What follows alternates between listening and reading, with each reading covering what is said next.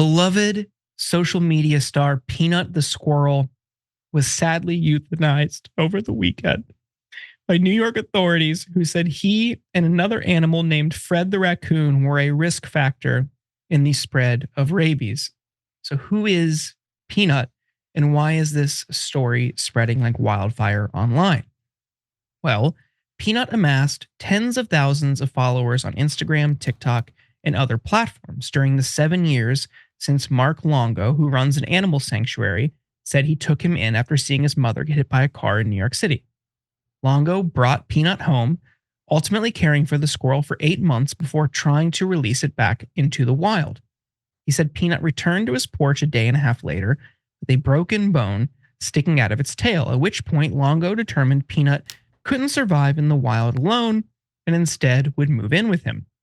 In 2023, Longo and his wife opened Peanut's Freedom Farm Animal Sanctuary, which houses 300 animals, including horses, goats, and alpacas. Longo was also in the process of getting Peanut certified as an educational animal. In regards to Fred the raccoon, he was surrendered to Longo a few months back and was in the process of being rehabbed and was set to be re-released into the wild. However, after anonymous complaints, Department of Environmental Conservation officials took the animals from Longo's home near the Pennsylvania border last week. State law requires people to get a license if they wish to own a wild animal. The New York State Department of Environmental Conservation took Peanut as well as a raccoon named Fred on Wednesday after the agency learned the animals were sharing a residence with humans, creating the potential for human exposure to rabies, it said in a joint statement with the Chemung County Department of Health. During the course of the investigation, Peanut allegedly bit one of the investigators, which ultimately led to Peanut and Fred being euthanized so they could be tested for rabies. Longo said Saturday that he didn't see Peanut bite anyone during what he described as an hours-long, heavy-handed search. The authorities haven't spoken with him since they left the property, he said. Honestly, this still feels kind of surreal that the state that I live in actually targeted me and took two of the most beloved animals on this planet away. Didn't even quarantine them. They took them from my house and just killed them. And Cenk, this isn't even the craziest part. We'll get to that in a second. But what do you think about this? How the Environmental Health and Conservation Office handled this? Look, I don't have much of an opinion. I'm just amazed that this is a national story. And if you're wondering, why is one dead squirrel when I could find, plenty in any neighborhood in America, in the streets, unfortunately. I hate it, but it happens. Why is this a national story? Because the Republicans are desperately trying to find a dead pet. I'm serious. They pretended that the Haitians were eating the cats and the dogs.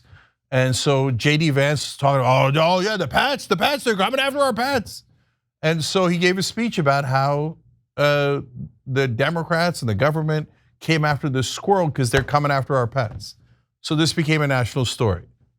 Insanity. Okay, so, all right, go ahead. It's now apparently our obligation to protect every squirrel and every raccoon. Jordan, I don't know if they should have been killed. Look, I don't know what they were doing in there.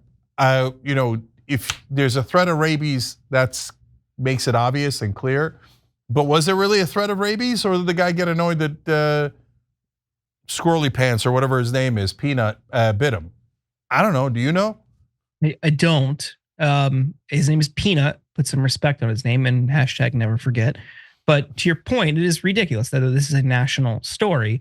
But one of Trump's most prominent surrogates, Elon Musk, has been pushing this nonstop for the past couple days.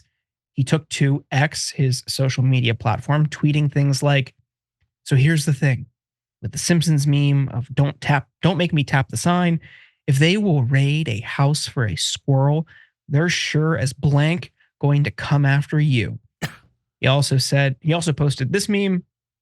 The people who want to take your guns invaded a home to murder a squirrel and a raccoon. He also reposted this tweet, which encapsulates MAGA's fury on this matter. Why is the squirrel story so important? It's not. Because when government will invade your home and kill your pets, it suddenly feels real to average Americans.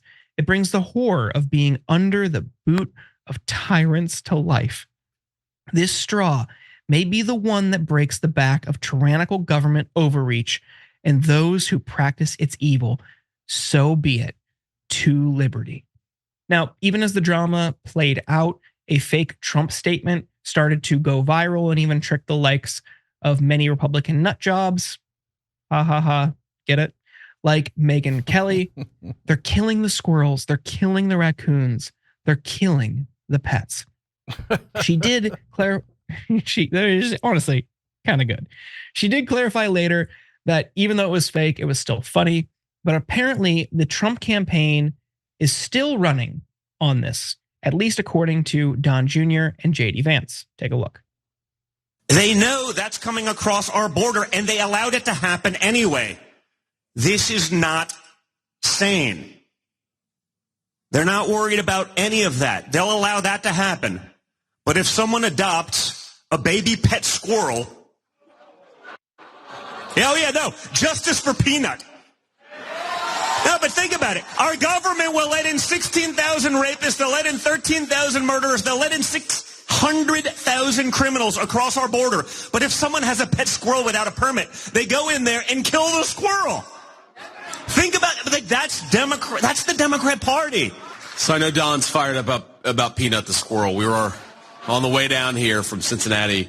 He was like, is it really the case that the Democrats murdered the Elon Musk of squirrels? And I said, yeah, it sounds like, have you seen the videos of this squirrel?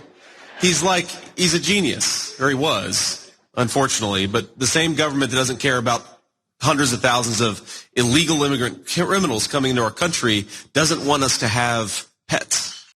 Cenk, we're talking about the Elon Musk of squirrels here. Does that change your mind at all? No, I figured it out. I figured it out in the middle of the story. So yeah, part of it is this, hey, I told you they're coming after the pets, and they're trying to gain sympathy because they sounded like such weirdos, attacking childless cat ladies, pretending people are eating pets, etc. So they're trying to pull at your heartstrings and go, we're for Peanut the squirrel, we care. You see that? We're humans. Meanwhile, they can't help but demagogue towards other ethnic groups while they're doing that. So I guess their slogan is save the squirrels, hate the humans. So why don't we also love the humans? Why do you have to constantly attack certain groups of people? But that's not the main reason why. I realized in the middle through the tweets, this is their stupid thing of, you see that? Don't trust the government at all. Don't let them do anything. The government kills squirrels. Government regulation is so terrible. That's why it shouldn't apply to any of Elon Musk's companies or crypto. Oh, I see. So this is all like a giant anti-government thing so they could say, we got to take away all government regulation and laws and rules that constrain Wall Street, that constrain the tech companies, that constrain any cryptocurrencies, take away all government regulation, because governments kill squirrels. That's why they're making a mountain out of this molehill of little nuts. But that could accurately describe the Trump campaign. Molehill of little nuts. Squirrel. My thing is, of course, this is not a national issue, but it also reflects just how out of touch they are and how they get so easily distracted by trivial things, and it could be to their detriment. Now, some people praised their approach of going on podcasts and wading into a bunch of niche online controversies, and that has trickled down, of course. Carrie Lake is known to do that. Marjorie Taylor Greene does that, but the Trump campaign has done that a lot. And think about when they're doing this. 3 days from the election, the last weekend before election day, they are hammering this point about a squirrel. Go outside and talk to a random person who is not spending their day on Twitter and see if that makes sense to them. And then you consider that the Harris campaign had 800,000 doors knocked in Pennsylvania. Do you think they're bringing up a squirrel in New York?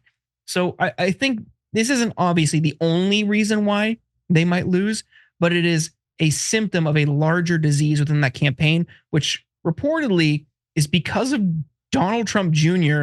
and his role in shaping some of their strategy, some of their outreach, and some of the things they prioritize because he's so close to JD Vance. And it would be extremely funny if both the Tony Hinchcliffe thing, which was Don Jr.'s push, and also one of JD Vance's hyper online advisors and staffers, his push, and then this Squirrel thing, just missing a wide open layup on a tough against a beleaguered Democratic Party running on the heels of Biden.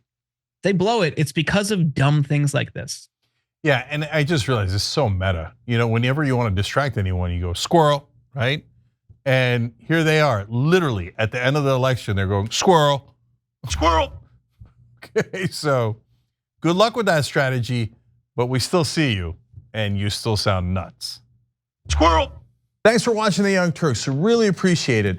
Another way to show support is through YouTube memberships. You'll get to interact with us more. There's live chat emojis, badges. You've got emojis of me, Anna, John, JR. So those are super fun. But you also get playback of our exclusive member-only shows and specials right after they air. So all of that, all you gotta do is click that join button right underneath the video. Thank you.